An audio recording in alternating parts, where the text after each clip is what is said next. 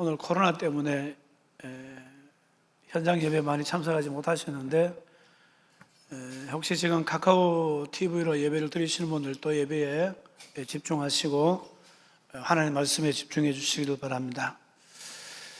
오늘 본문의 말씀을 중심으로 그 때가 오고 있습니다 라는 제목으로 함께 말씀을 나누겠습니다. 지금 세상이 참 복잡하게 돌아가고 있습니다. 국제 정세는 한 치 앞도 내다볼 수 없는 상황입니다.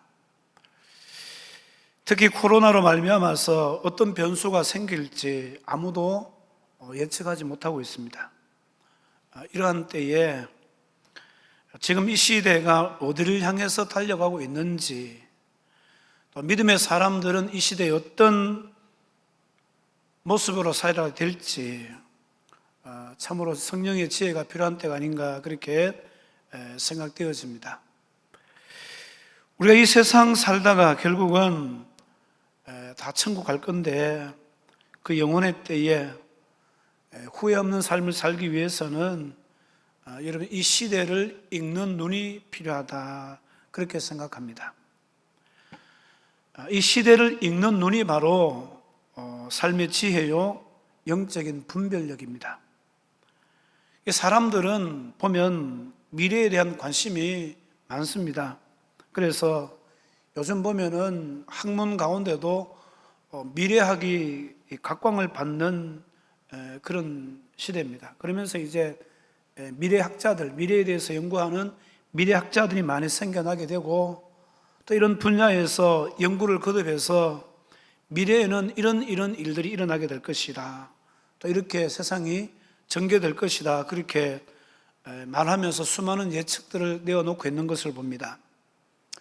그런데 여러분, 아무리 뛰어난 미래학자라도 당장 1년 앞을 내다보지 못한다는 사실입니다. 아니, 한 달, 일주일 후도 잘 알지를 못해요. 사실 모른다고 해서 살아가는데 지장이 있느냐? 사실 그것도 아닙니다. 그런데 만약 반드시 속히 일어날 일들에 대해서 정확하게 예측한 글이 있다면 여러분 어떻게 해야 되겠습니까? 당연히 관심을 가져야 하고 알기 위해서는 꼭 읽어야 되지 않겠습니까? 무엇을 잘 맞추는 사람을 어떻게 이야기합니까? 귀신같이 맞추네. 야, 저 사람 점쟁이다. 이렇게 이야기하잖아요. 우리나라에 점 치는 사람들이 몇 명쯤 되는지 아세요? 30만 명쯤 된대요. 30만 명. 그런데 용하다고 소문나서 상상 이상의 돈을 버는 무당들도 상당히 많다고 그렇게 이야기합니다. 그런데 사람들이 그런 사람들에게 찾아가서 점을 치면은 정확하게 맞추어 낼 확률이 여러분 몇 퍼센트나 되겠습니까? 10명 중에서 한 사람만 맞추어도요 용한 점쟁이다 그렇게 이야기한다는 거예요. 그래서 막 소문난다는 거잖아요. 그런데 사실은 그 사람들이 미래를 맞추는 것이 아니라 보면은 지나온 삶과 현재를 맞춘다고 그렇게 이야기합니다. 그것도 정확하게 맞추는 것이 아니라 근사치를 맞추죠. 예를 들면은 이렇습니다. 요즘 남편 때문에 속 좀 썩지, 요즘 자식이 애 먹이지, 이런 식입니다. 근데 그것 가지고도 사람들은 미혹돼 가지고 야, 이 사람 용하다, 어떻게 우리 남편이 애 먹이는 거 알지? 근데 알고 보면요 거의 모든 남편들 다 애를 먹여요. 그리고 거의 대부분의 애들도 다 애를 먹여요. 근데 이상하게 보면은 점쟁이들은요 그런 사람들의 심리를 잘 이용해서 보면은 점을 친다고 그렇게 이야기합니다. 그런데 문제는요 한국 교회 안에도 보면은 목사라는 이름을 가진 무당들이 상당히 많습니다. 귀신을 쫓아낸다고 사람을 때리고 자신을 잘 섬기지 않으면 저주받는다, 예언한다고 하면서 돈 요구하는 은사파리, 이런 사람들은 전부 다 교회 안에 무당들입니다. 그러니까 여러분, 이 마지막 때에 하나님의 말씀을 모르면요, 다 속게 되어 있습니다. 그렇기 때문에 하나님의 말씀을 여러분 많이 읽고 공부하셔야 돼요.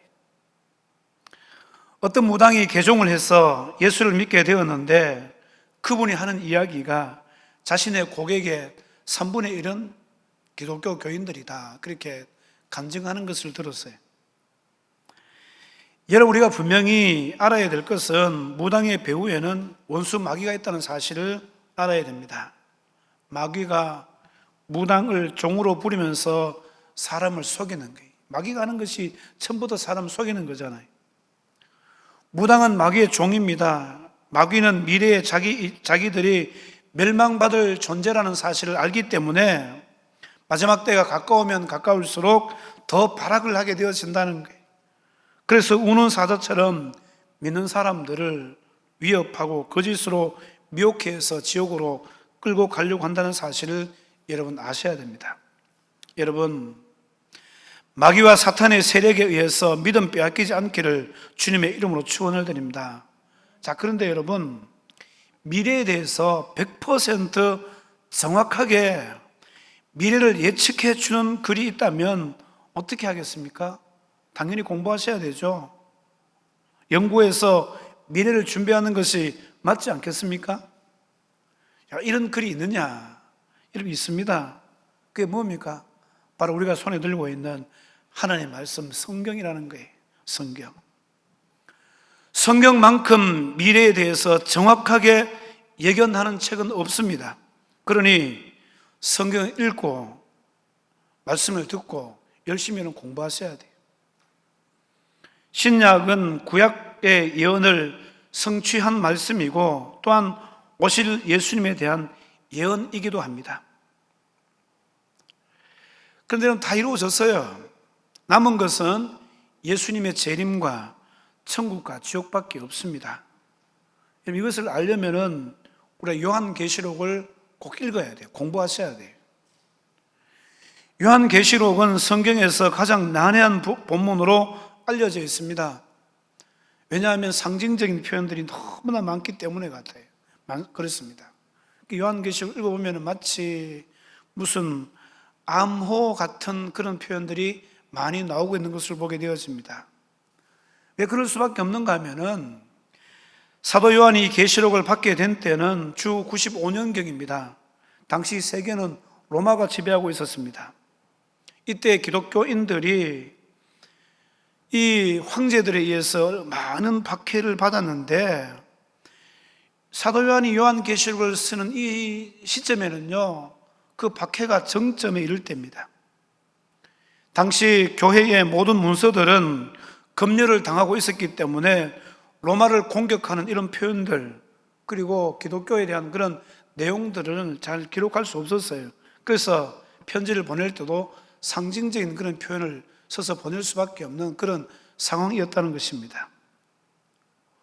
로마의 가장 악한 왕 중에 한 사람인 도미티아누스라는 황제 때에 사도 요한이 박해자들에 의해서 잡혀서 펄펄 끓는 기름 가마에 던져졌는데 하나님의 권능으로 머리털 하나 상하지 아니하고 보호를 받게 되었습니다.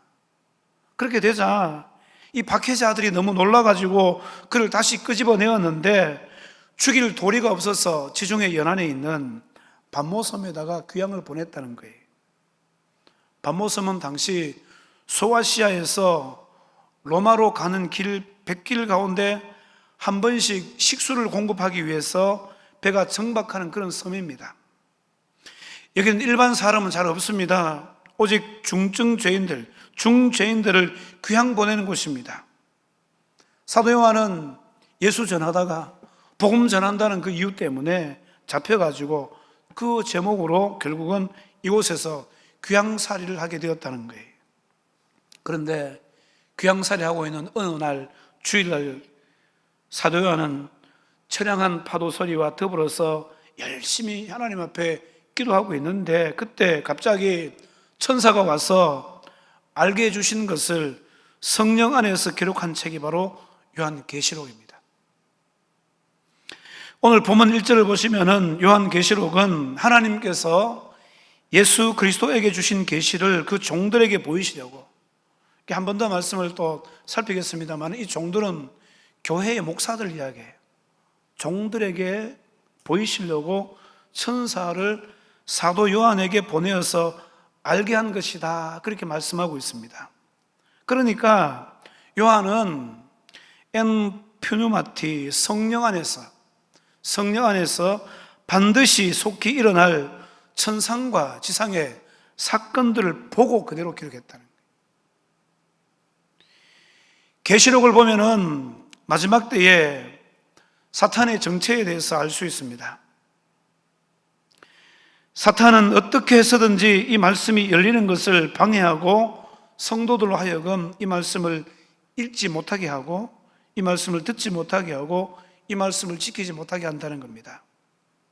그래서 결국 주님의 재림 때에 영적으로 무감각하게 만들어서 미련한 다섯 처녀처럼 만들어 버린다는 거예요. 그래서 오늘 사도 요한이 하는 이야기가 뭡니까? 이 예언의 말씀을 읽는 자와 듣는 자와 그 가운데 기록한 것을 지키는 자는 복이 있나니 때가 가까움이라, 그렇게 말씀을 하고 있습니다. 그렇기 때문에 여러분, 이 말씀을 통해서 정신을 차리고 여러분 깨어 준비하는 것이 복 있는 삶임을 여러분 기억하셔야 됩니다. 왜 그렇습니까? 믿음이라는 것은 어디서 나죠? 들음에서 나잖아요. 들음은 어디서 납니까?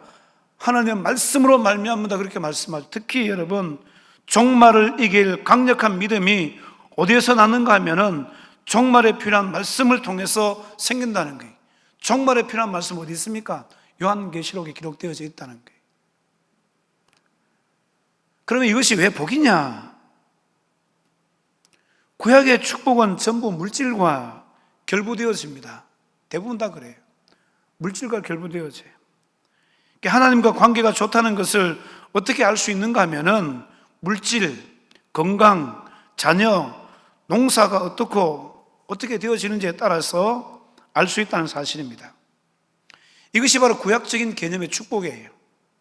그런데 신약에 넘어와서는 이것을 복이라고 그렇게 이야기하지 않습니다. 신약에 말씀하는 복은 뭐냐면은 예수님께서 말씀하신 팔복입니다. 팔복 잘 아시죠? 팔복이 어디 나와요? 성경에 나와요. 성경 중 어디에 나와요?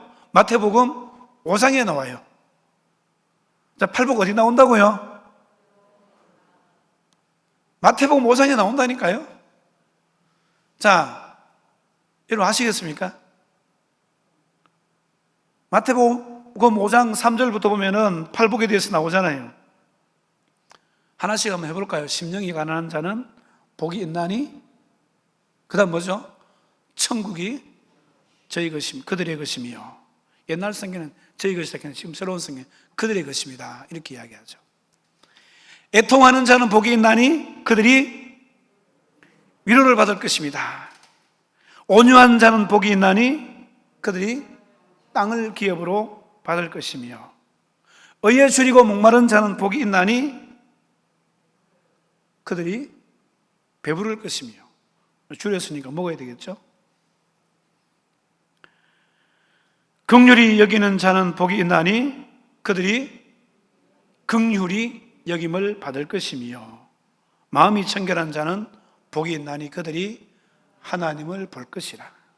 그 다음에 화평케 하는 자는 복이 있나니 그들이 하나님의 아들이라 일컬음을 받을 것이며, 의를 위하여 핍박받는 자는 복이 있나니 천국이 그들의 것입니다.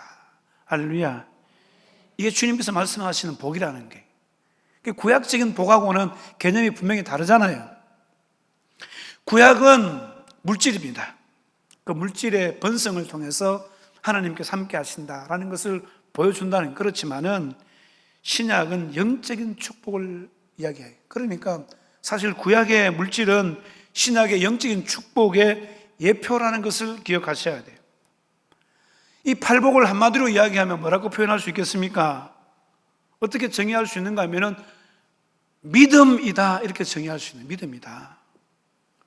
이런 팔복에 대해서 완전하게 일치한 삶을 우리가 살 수 있습니까? 없어요, 사실은요. 팔복에 대한 여러분, 이 완전하게 일치한 삶을 사신 분은 바로 예수님밖에 없습니다. 그래서 이 팔복을 다른 말로 하면은 예수님의 성품이다, 이렇게 이야기하시는 분들도 있습니다. 이 팔복은요, 믿음에 대해서 사실 이야기하는 겁니다. 예수님밖에 없으니까 예수 잘 믿는 것이 복이다. 예수 잘 믿는 것이 복이다. 별로 아멘 하시는 분이 없네. 예수 잘 믿는 것이 여러분 복입니다. 왜? 우리가 그렇게 살지 못하기 때문에 그 예수 믿는 거 아니겠어요? 예수 믿는 게 복이에요. 예수를 잘 믿는 믿음의 삶을 살면은 결국 어떻게 되어진다는 이야기입니까? 뒤집어서 이야기하면은 구약의 물질의 복을 우리가 누릴 수 있다. 이걸 사실은요, 말씀하고 있습니다. 그럼 신앙생활 왜 하십니까? 목적이 무엇입니까? 뭐죠, 여러분? 예수 잘 믿기 위해서요. 복 받기 위해서다. 이게 우선이다. 이러면요, 그게 기복신앙 되는 거예요. 아시겠습니까? 그래서 여러분, 예수 잘 믿으면 구약의 복이 찾아올 줄로 믿습니다. 이 신약에서 말하는 복은요, 팔복을 지금 이야기하고 있기 때문에 그래요. 그래서 예수 잘 믿으면 예표로 주신 그게 현실화되어진다는 게, 그게 구약의 물질의 복이 우리에게 임하게 될 것이다. 그래서 여러분, 영혼이 잘 됨과 같이 범사가 잘 된다, 이 말씀이잖아요. 예수님께서도 말씀하셨어요. 마태복음 6장 33절에 그래서 그런즉 너희가 먼저 그의 나라와 그 의를 구하라. 그리하면 이 모든 것을 너희에게 더하시리라. 자, 이 팔복보다도 예수님께서 더 강력하게 여러분 주신 복의 개념이 어디 나오는가 하면 요한계시록에 나옵니다. 마태복음에는 칠복에 대해서 이야기하고 있지만은 여러분 요한계시록에는 팔복에 대해서 이야기하고 있지만은 요한계시록은 칠복을 지금 이야기하고 있어요. 자, 요한계시록을 펴놓으시고요, 제가 성구를 불러드릴 때에 거기다가 표시를 해두시면 되겠습니다. 자, 먼저 1장 3절 말씀입니다. 요한계시록 1장 3절 말씀. 이 예언의 말씀을 읽는 자와 듣는 자와 그 가운데 기록한 것을 지키는 자들이 복이 있나니 때가 가까움이라. 이 복을 말씀하고 있죠. 그 다음에 14장 13절에 가보면은 14장 13절에 끝에 보시면요, 끝에 보시면은 14장 13절에 죽는 주 안에서 죽는 자든 복이 또 다심에 성령이 이르시되 그러하다 그들이 수고를 거치고 시리니 이는 그들이 행한 일이 따름이라 하시더라. 자, 주 안에서 죽는 게 복이라는 게 요한계시록적인 복입니다. 그 다음에 16장 15절입니다. 16장 15절 같이 읽습니다. 시작. 보라, 내가 도둑같이 오리니 누구든지 깨어 자기 옷을 지켜 벌거벗고 다니지 아니하며 자기의 부끄러움을 보이지 아니하는 자는 복이 있도다. 이게 무슨 말입니까, 여러분? 믿음을 끝까지 지켜내는 사람이 복이 있다는 거예요. 자기 옷을 지켜 벌거벗지 않은, 믿음을 끝까지 지켜내, 예수 옷 입고 여러분 자기 믿음을 끝까지 지켜내는 자가 복이 있다. 19장 9절입니다. 그 다음에 19장 9절 말씀해 보면은 같이 한번 읽어보시면 시작. 천사가 내게 말하기를 기록하라. 어린 양의 혼인잔치에 청함을 받는 자들은 복이 있도다 하고 또 내게 말하되 이것은 하나님의 참되신 말씀이라 하기로. 자, 누가 복되다고 말씀하고 있습니까? 어린 양의 혼인잔치. 할렐루야. 천상에서 이루어지는 이 어린 양의 혼인잔치, 주님이 우리의 신랑 되시고 우리가 신부 되는 이 혼인잔치에 참여하는 게 복이라는 거예요. 이것보다 더 큰 복이 어디 있겠습니까? 이 땅에 어떤 복을 갖다 대도 이 복에다가 여러분 갖다 맞출 수 없다는 거예요. 그 다음에 20장 6절에 보면은 20장 6절에 보면은 또 읽어봅니다. 시작. 이 첫째 부활에 참여하는 자들은 복이 있고 거룩하도다. 둘째 사망이 그들을 다스리는 권세가 없고 도리어 그들이 하나님과 그리스도의 제사장이 되어 1000년 동안 그리스도와 더불어 왕노릇하리라. 둘째 부활에 참여하는 게 복이라는 거예요. 예수 안 믿는 사람은 여기에 참여할 수 없겠죠. 둘째 부활에, 첫째 부활에 참여하는 자들은 복이 있다.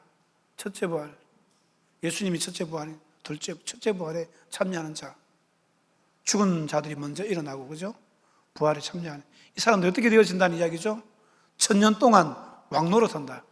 여러분, 나중에 우리 주님 오시면은 1000년 동안 왕노릇 하게 될 줄로 믿습니다. 여러분, 첫째 부활에 참여한 자들이 다 되실 수 있기를 주님의 이름으로 축원을 드립니다. 첫째 부활에 다 참여해야 돼요. 둘째 사망이 그들을 다스리지 못한다. 둘째 사망이 뭐냐면은 지옥 가는 거예요. 지옥 가는 거예요.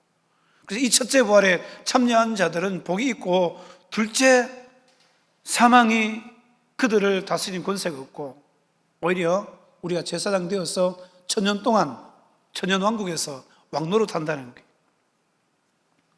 22장 7절입니다. 그 다음에 22장 7절. 보라, 내가 속히 오리니 이 두루마리의 예언의 말씀을 지키는 자는 복이 있으리라 하더라. 하느님의 말씀을 지키는 자가 복이 있다는 거예요. 22장 14절에 자기 두루마기를 빠는 자들은 복이 있으니, 그렇게 말씀을 하고 있습니다. 말씀을 통해서 자기 두루마리를 빠는 자들. 자, 정리해 보면요, 계시록의 말씀을 듣고 깨달아서 내 삶 속에서 세상을 사랑하는 믿음 아닌 모든 것들을 제거하기 위해서 회개하고, 재림의 믿음으로 무장해서 환난 시대에 오직 예수만 바라보고 예수만 사랑하고 끝까지 믿음을 지키고 예수님의 다스리심을 받는 그런 사람들이 진짜 복 있는 사람이다. 이런 사람들이 여러분 1000년 동안 주님과 함께 여러분 그 왕국을 다스리는 권세가 주어진다는 거예요. 계시록의 복이 되는 이유가 무엇인가 하면은, 왜 그렇습니까? 때가 가깝기 때문이다. 그렇게 말씀을 하고 있습니다. 3절 하반절 말씀에 그렇게 말씀하고 있습니다. 복이 있나니 때가 가까움이라. 때가 가깝다는 말에 대해서 말세에 어떤 사람들이 베드로후서 3장 4절에서 말하는 것처럼 생각하는 사람들이 있다는 거예요. 그들은 항상 때가 가깝다고 말한 것뿐이다, 그렇게 이야기합니다. 그러면서 주님의 재림하신다는 그런 이야기가 어디 있냐? 어디 있냐? 봐라, 만물이 처음부터 창조될 때와 마찬가지로 그대로 있지 않느냐? 반문합니다. 다시 말하면은 이런 사람들은요, 심판 없다고 이야기하는 거예요. 여러분, 심판 없습니까? 심판 있습니다. 그럼 우리에게는 적용이 안 된다일 뿐이지, 세상은 반드시 심판이 있어요. 예수 안에 있는 우리들에게는 심판이 적용 대상이 아니에요. 우리는 심판의 적용 대상이 아닙니다. 그렇잖아요. 그 심판은 둘째 사망의 심판을 이야기하는 거예요. 지옥 가는 심판은 우리에게는 없습니다. 예수 믿기 때문에. 그럼 이 세상에는 심판이 있다는 거예요. 있다는 거예요.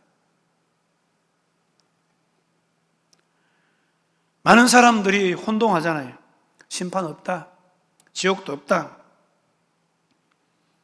성도들 가운데도 보면은 이 마지막 때에 대해서 오해하시는 분들이 많습니다. 마태복음 24장 36절의 말씀을 확대 해석하는 것인데요, 한번 읽어보실까요? 마태복음 24장 36절 말씀 같이 읽어봅니다. 시작. 그러나 그 날과 그때는 아무도 모르나니 하늘의 천사들도 아들도 모르고 오직 아버지만 아시니라.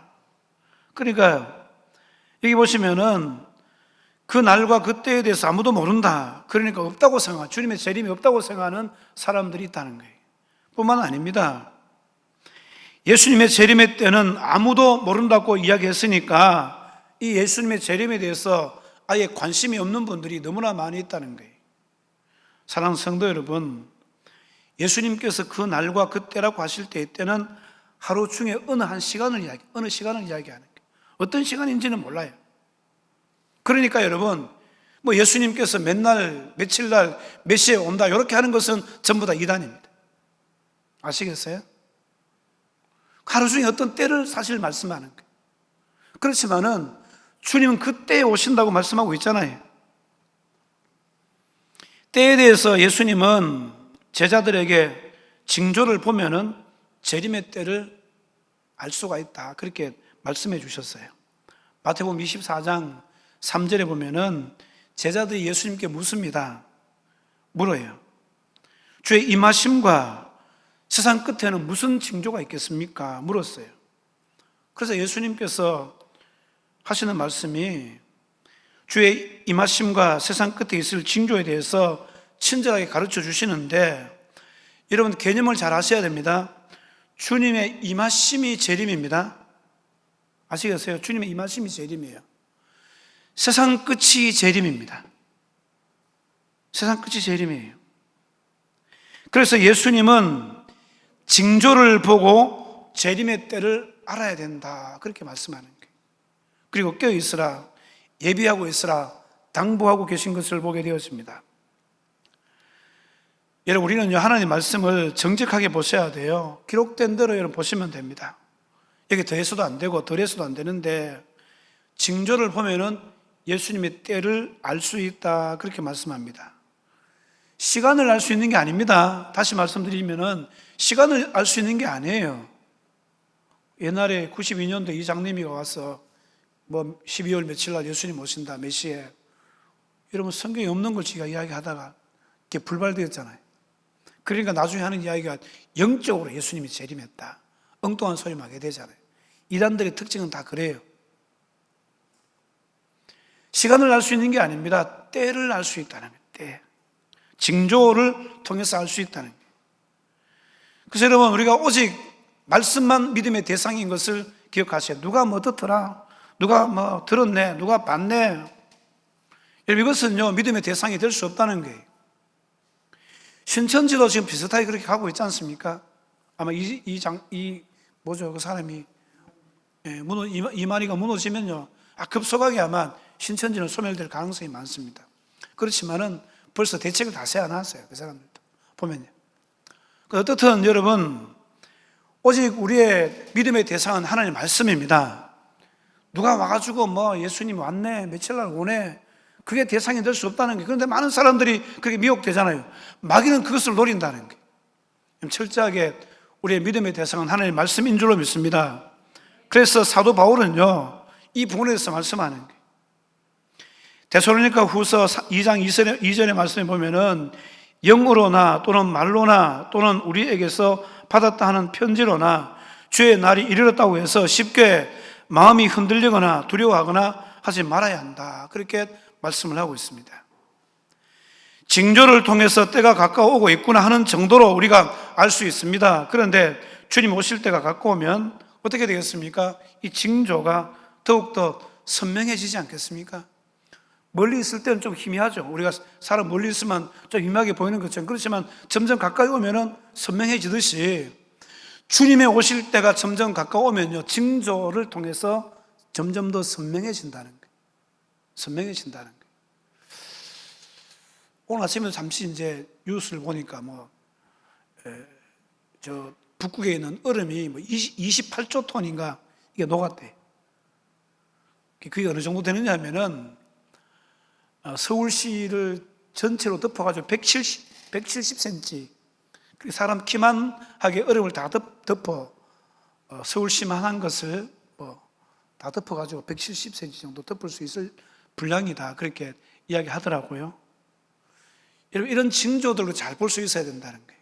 보면서 여러분, 우리 어떤 생각을 가져야 되겠습니까? 주님 오실 때가 되었다, 세상을 포기하자, 그렇게 가면은 잘못 가는 거예요. 믿음 준비해야 되겠구나. 지금 이때 믿음 준비. 오직 예수님, 내가 그동안 믿음대로 잘 못 살았는데 진짜 지금 이제 믿음대로 살아야 되겠구나. 여러분, 이게 2000년 전에 주신 말씀이잖아요. 그러면 지금은 더 가깝겠어요, 안 가깝겠어요? 안 가깝겠습니까? 2000년이라는 이 세월이 흘러오면서 하나님의 말씀들이 얼마나 많이 이루어진지 모르잖아요. 그러면은 지금도 이런 징조를 보면서 우리가 더 선명하게 주님을 바라볼 수 있는 믿음의 삶들이 되어져야 된다라는 것을 여러분 기억하셔야 됩니다. 어떻든 여러분, 오늘 주님께서 하시는 말씀이 뭡니까? 이 징조를 통해서 주님 오실 때를 우리가 가늠하고 이 마지막 때에 하나님 앞에 믿음으로 살아야 된다라는 것을 여러분 기억하셔야 돼요. 왜 요한계시록에 말씀을 주셨는가 하면은 마지막 때에 우리의 믿음을 굳세게 하기 위해서 하나님께서 사도 요한을 통해서 우리에게 주셨다라는 것을 여러분 기억하셔야 됩니다. 때가 가까움이라 이 의미를 통해서 우리는 항상 준비된 믿음을 가져야 된다는 거예요. 언제 주님의 심판이 임할지 모릅니다. 우리가 언제 주님 앞에 서게 될지 모르는 것과 똑같아요. 아들도 모르고 천사도 모른다고 그렇게 말씀하셨습니다. 아들 예수님이 몰랐을까요? 정말 몰랐겠습니까?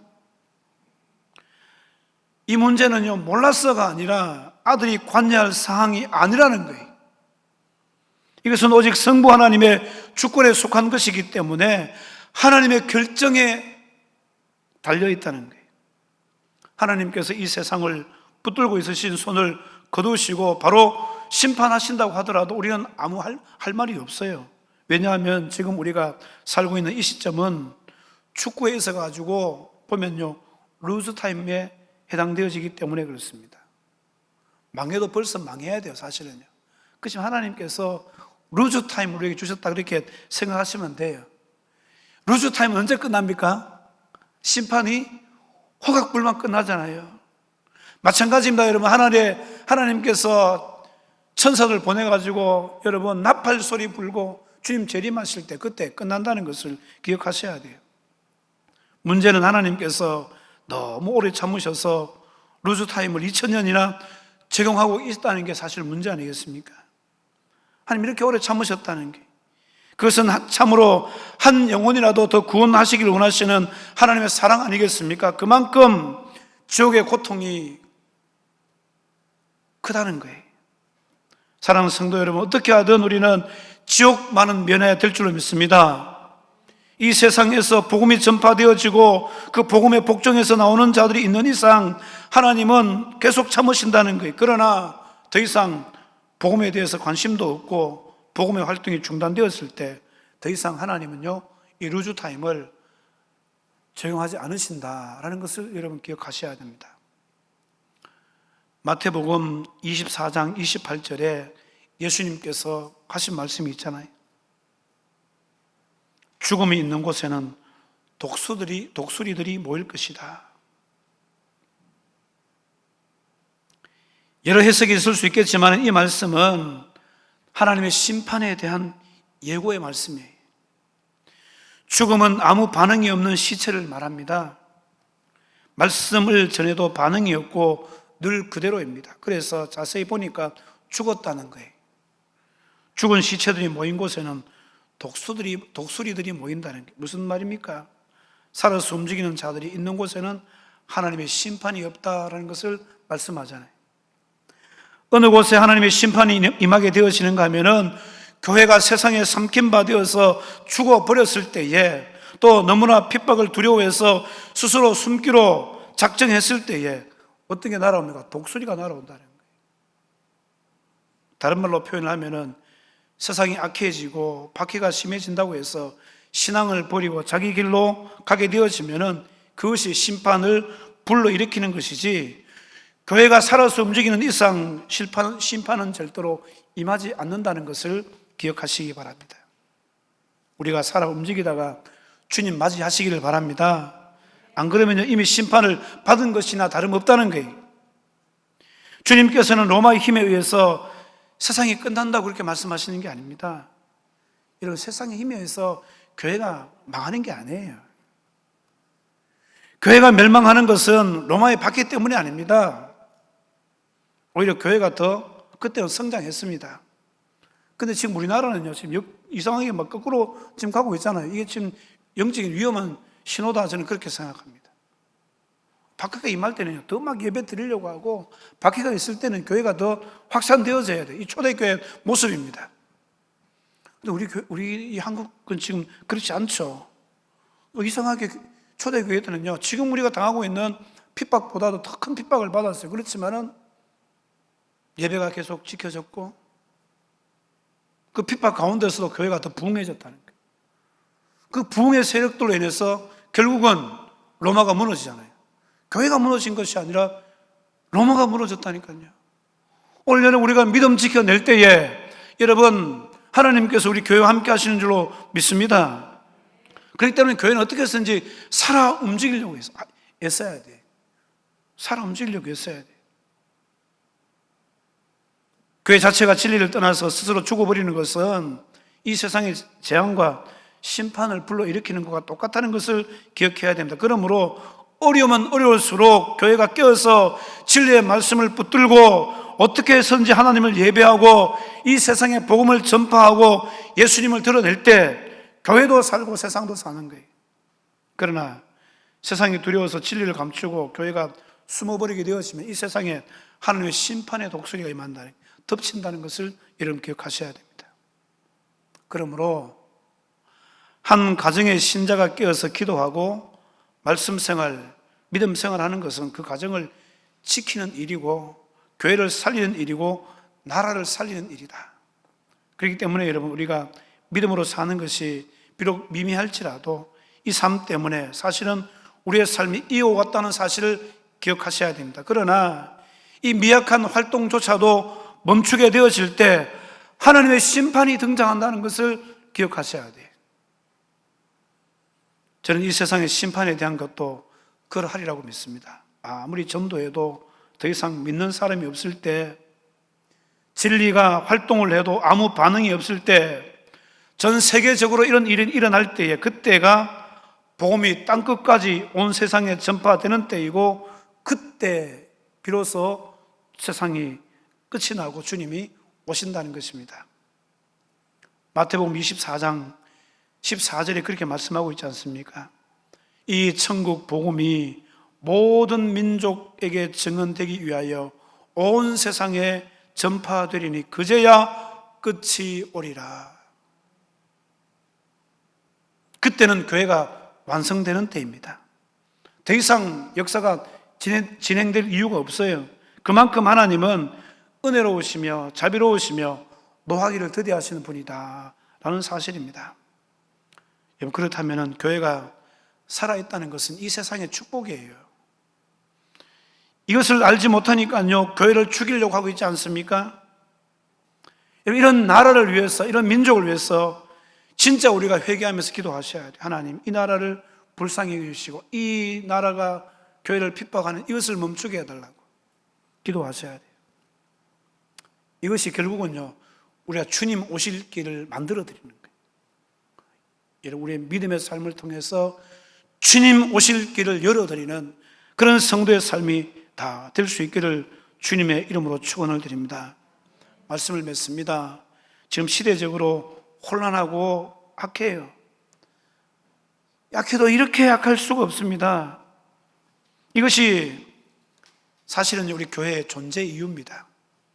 우리가 살아야 됩니다. 살아야 돼요. 그리고 주님 오실 때를 예비할 수 있는 그런 교회와 성도들이 다 되실 수 있기를 주님의 이름으로 축원을 드립니다. 말씀을 생각하시면서 한 1, 2분 정도 통성으로 기도하실 때, 여러분, 그때가 오고 있습니다. 그때는 바로 주님이 오실 때를 말씀하거든요. 그때가 지금 오고 있어요. 이때 우리가 어떻게 하셔야 됩니까? 깨어서 우리의 신앙을 준비하시고 주님 오셨을 때에 우리가 들림받아서 그 어린 양의 혼인잔치에서 주님을 맞이할 수 있는 그 신부의 순결한 믿음이 준비되어져야 될 때인 줄로 믿습니다. 초대교회 때는요, 진짜 어려웠어요. 목숨과 신앙을 바꿀 수밖에 없는 그런 상황이었어요. 그렇지만 신앙인들은요, 목숨보다도 신앙 지켰어요. 그랬을 때에 교회가 무너지는 것이 아니라 오히려 로마 나라가 무너지더라고요. 오늘 여러분, 우리가 우리의 신앙을 지켜야 될 때인 줄로 믿습니다. 물론 우리의 잘못도 많죠. 코로나로 말미암아서 또 입혀져지는 지혜롭지 못한 이런 행동들로 인해서 교회가 욕을 얻어먹고 있습니다. 이거 뭐 탓할 것이 아니라 우리가 회개해야 될 그런 부분 아니겠습니까? 하나님, 이 나라를 지켜주옵소서. 이 나라의 잘못을 용서하시고 우리의 잘못을 용서해 주셔서 이 코로나 재앙으로부터 우리가 자유할 수 있도록 은혜를 베풀어 달라고, 또 끝까지 우리의 믿음 잘 지켜낼 수 있도록 우리 주여 세 번 부르시고 통성을 한번 기도하겠습니다. 주여, 주여, 주여.